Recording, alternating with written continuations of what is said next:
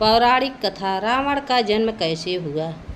दोस्तों, जब श्री राम अयोध्या में राज करने लगे तब एक दिन समस्त ऋषि मुनि श्री रघुनाथ जी का अभिनंदन करने के लिए अयोध्यापुरी में आए।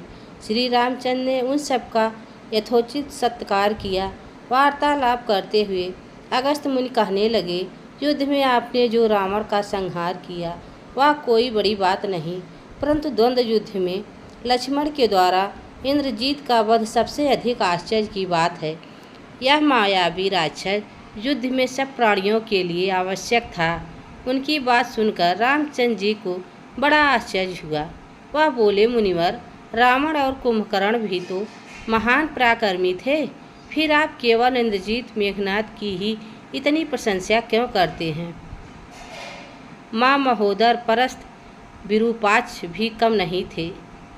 इस पर अगस्त्य मुनि बोले, इस प्रश्न का उत्तर देने से पहले मैं तुम्हें रावण के जन्म व प्राप्ति आदि का विवरण सुनाता हूँ। ब्रह्मा जी के पुलस्त नामक पुत्र हुए थे, जो उन्हीं के समान तेजस्वी और गुणवान थे। एक बार में महावीर पर तपस्या करने गए। वह स्थान अत्यंत रमणीक था, इसलिए ऋषियों, नागों, राजश्रियों आज की कन्याएं वहाँ क्रीड़ा करने आती जाती थी। इससे उनकी तपस्या में विघ्न पड़ता था। उन्होंने उन्हें वहाँ आने से मना किया। तब नहीं मानी तो उन्होंने श्राप दे दिया कि कल से जो लड़की यहाँ मुझे दिखाई देगी वह गर्भवती हो जाएगी। शेष सब कन्याओं ने तो वहाँ आना बंद कर दिया, परंतु राजश्री तृण बिंदु की कन्याएं श्राप की बात से अनजान होने के कारण उसे आश्रम में आ गई और महर्षि की दृष्टि पड़ते ही गर्भवती हो गई। तब तृणबिंदु को यह बात मालूम हुई तो उन्होंने अपने कन्या को पत्नी के रूप में महर्षि को अर्पित कर दिया। इस प्रकार विश्रवा का जन्म हुआ, जो अपने पिता के समान वेदविद और धर्मात्मा हुआ।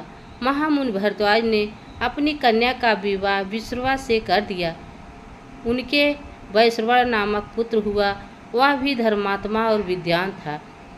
उसने भारी तपस्या करके ब्रह्मा जी को प्रसन्न किया और यह इंद्र तथा वरुण के सदृश लोकपाल का पद पाया।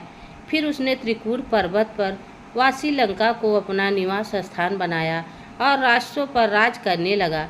श्री राम ने आश्चर्य से पूछा, तो क्या कुबेर और रावण से भी पहले लंका में मांस भक्षी राक्षस रहते थे? फिर उनका पूर्वज कौन था? यह सुनने के लिए मुझे कौतूहल हो रहा है। तब अगस्त्य जी बोले, पूर्व काल में ब्रह्मा जी ने अनेक जल जंतु बनाए और उनमें समुद्र के जल की रक्षा करने के लिए कहा। तब उन जंतुओं में से कुछ बोले कि हम इसका रक्षा करेंगे और कुछ ने कहा कि हम इसका यक्षण पूजा करेंगे। इस पर ब्रह्मा जी ने कहा कि जो रक्षण करेगा वह यज्ञ कहलाएगा। इस प्रकार हुए दो जातियों में बढ़ गए। राक्षसों में हेति और प्रहेति दो भाई थे।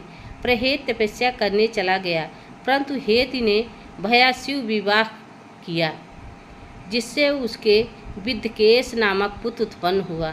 विद्धकेश के सुखेन नामक पराक्रमी पुत्र हुआ और माल्यवान, सुमाली और माली नामक 3 पुत्र हुए। तीनों ने ब्रह्मा जी की तपस्या करके यह वरदान प्राप्त कर लिए कि हम लोगों का प्रेम अटूट हो और कोई हमें पराजित ना कर सके। वह वर पाकर वे निर्भय हो गए और सुरों असुरों को सताने लगे। उन्होंने विश्वकर्मा से एक अत्यंत सुंदर नगर बनाने के लिए कहा। इस पर विश्वकर्मा ने उन्हें लंकापुरी का पता बताकर भेज दिया। वहाँ भी बड़े आनंद के साथ रहने लगे। माल्यवान के वरजमुष्ट, विरूपाक्ष, दुर्मुग्न, यकोप, मत और उन्मत नमक 7 पुत्र हुए। सुपाली के प्रहस्तर, अकंपन, विकट, कालिका, मुख, संपाति नामक 4 पुत्र हुए। यह सब बलवान और दुष्ट प्रकृति होने के कारण ऋषि मुनियों को कष्ट दिया करते थे। उनके कष्टों से दुखी होकर मुनिगण जब भगवान विष्णु की शरण में गए तो उन्होंने आश्वासन दिया कि हे ऋषियों, मैं इन ऋषियों को अवश्य ही नाश करूँगा। जब राक्षसों को विष्णु के इस आश्वासन की सूचना मिली तो वह सब मंत्रणा करके संगठित हो माली के सेनापतित्व में इंद्रलोक पर आक्रमण करने के लिए चल पड़े। समाचार पाकर भगवान विष्णु ने अपने अस्त्र शस्त्र संभाले और राक्षसों का संहार करने लगे।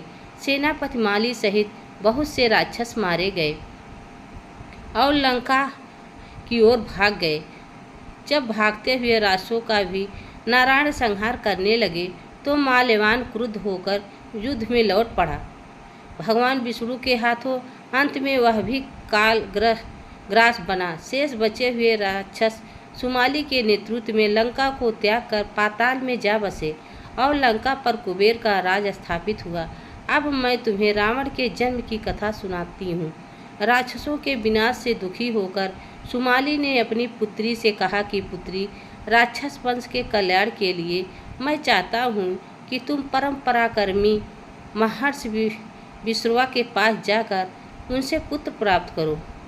वही पुत्र हम राक्षसों की देवताओं से रक्षा कर सकता है।